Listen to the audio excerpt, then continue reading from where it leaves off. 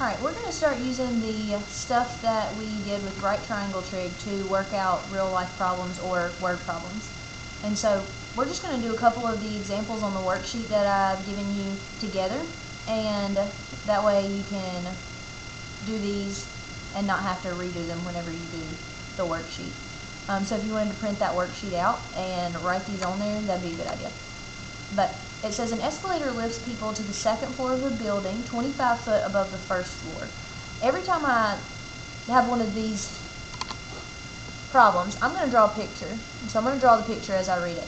So I've got an escalator that lifts people from the first floor to the second floor. And I know that distance between the two floors is 25 feet apart. So the escalator rises. So here's my right triangle that the escalator makes. The escalator rises at a 32-degree angle. So the 32-degree angle is going to go down here in the corner. That's how the escalator rises. And so to the nearest foot, how far does a person travel from the bottom to the top of the escalator? So what it's asking us for is the distance they travel here when they ride that escalator. And so if this is the angle that I'm given, then I need to decide what two sides I have. And so I have the opposite, and this is the hypotenuse since it's across from the right angle. And so every single time I do one of these problems, I'm going to write out my SOHCAHTOA. And so if I'm using this, I need to figure out which one of the three I can use, or ones I need to use.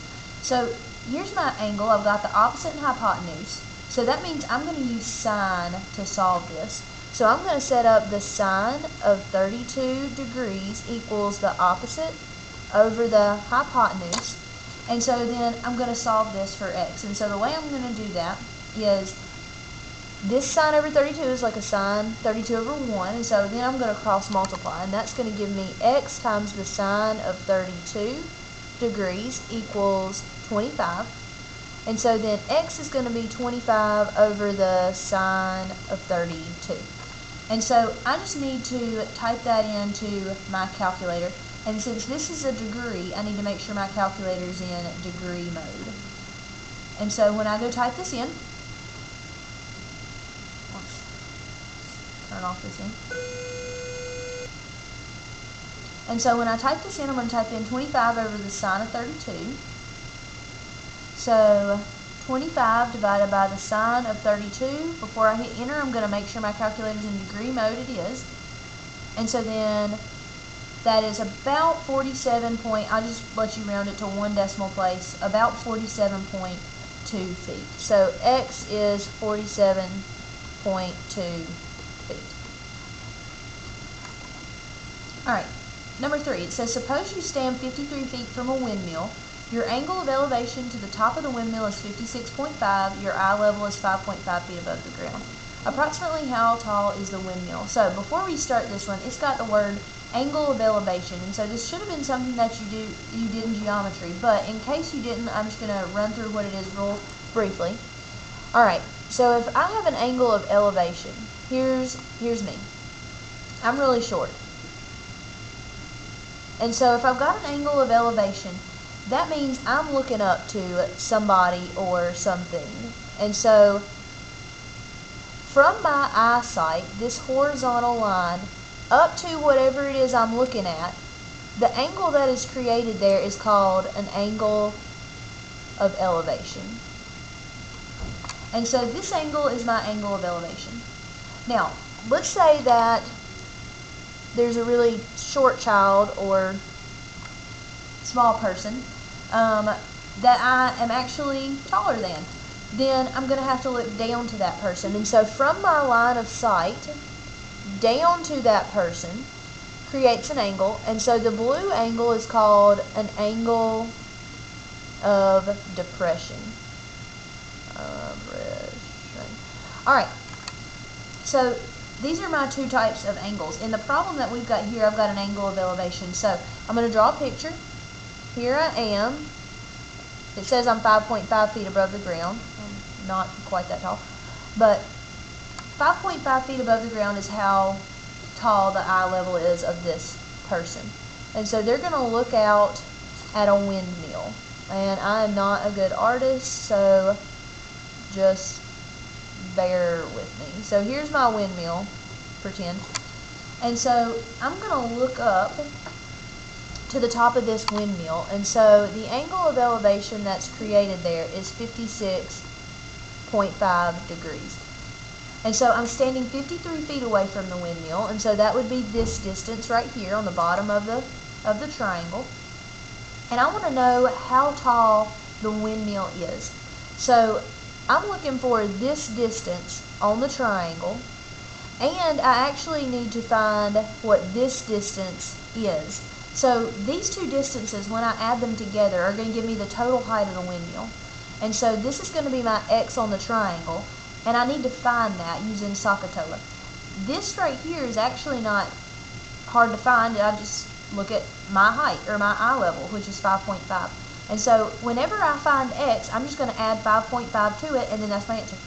And so then I'm going to look and see what these sides are. This is my angle. This side is going to be the adjacent. This side is going to be the opposite. And so if I look at my SOHCAHTOA, that means I'm going to have to use the tangent because I've got opposite and adjacent. So I would say the tangent of 56.5 degrees is going to equal the opposite over the adjacent. And so I'm going to stick that tangent over 1 and cross multiply. So that's going to give me X equals 53 times the tangent of 56.5. And I just type that in to get my answer. So 53 tangent 56.5.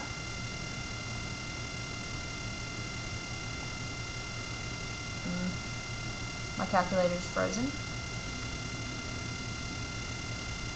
Alright, so I think I got my calculator to working, so I'm going to go ahead and type in 53 tan of 56.5.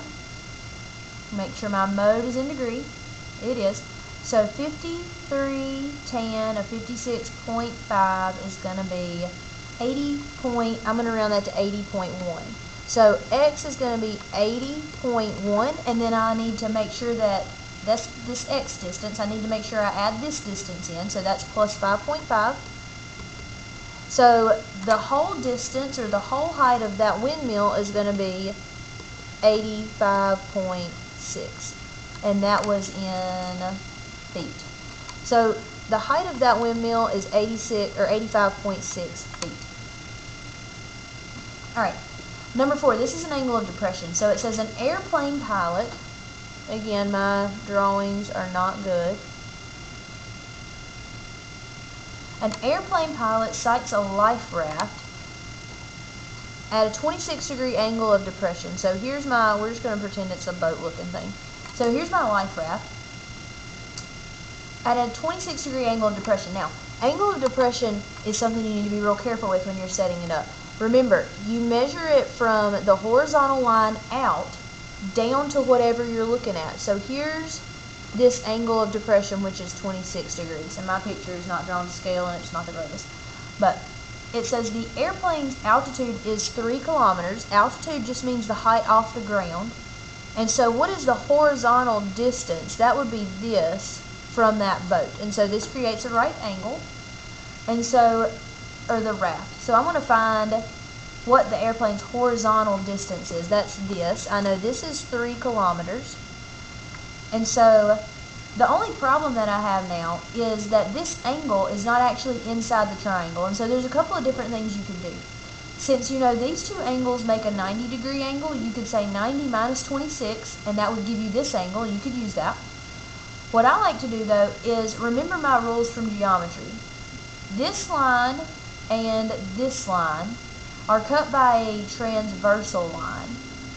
And so when that happens, so I'm going to extend these lines, hopefully make it look like it used to. So when that happens, this angle and this angle are called alternate interior angles.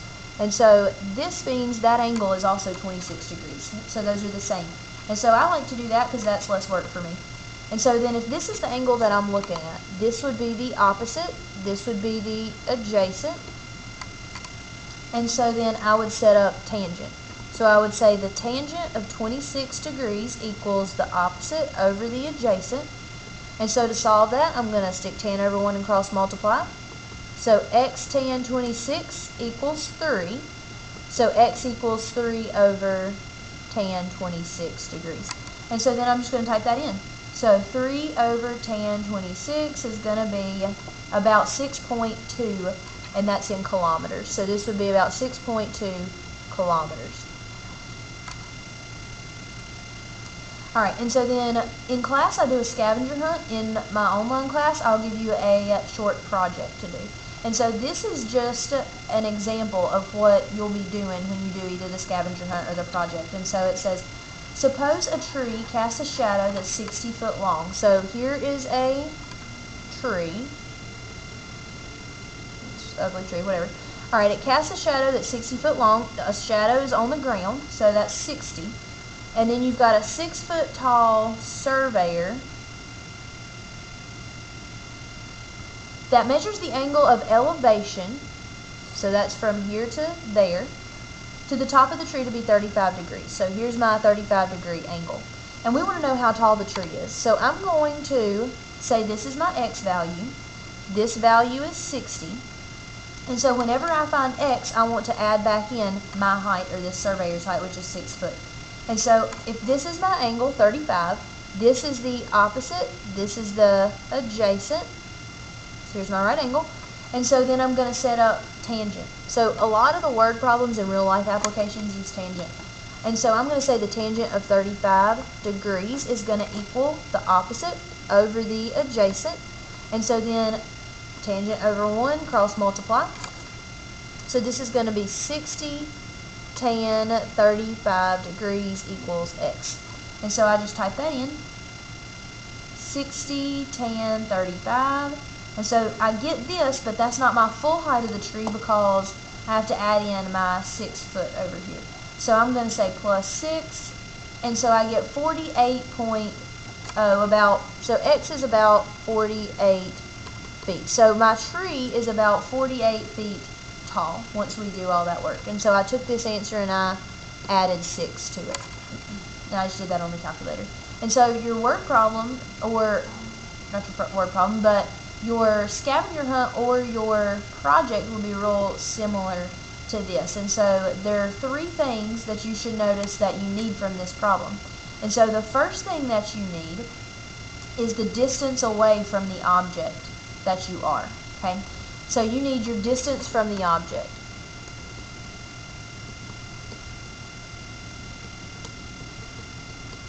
The second thing you need, in order to find the total height of this tree, if we didn't know how tall this person was, we wouldn't be able to add that value back in to find the total height of the tree. So you need to know how tall, and this is from their eye level, a person is. And then you also needed to know what your angle of elevation was. So we need the angle of elevation. And so in class, I'll show you how we're going to get all these things and what you'll use to find these. In my online class, you will, I'll tell you how you're going to make an angle of elevation finder, and then how you will complete this project by finding the distance of some objects that you are around.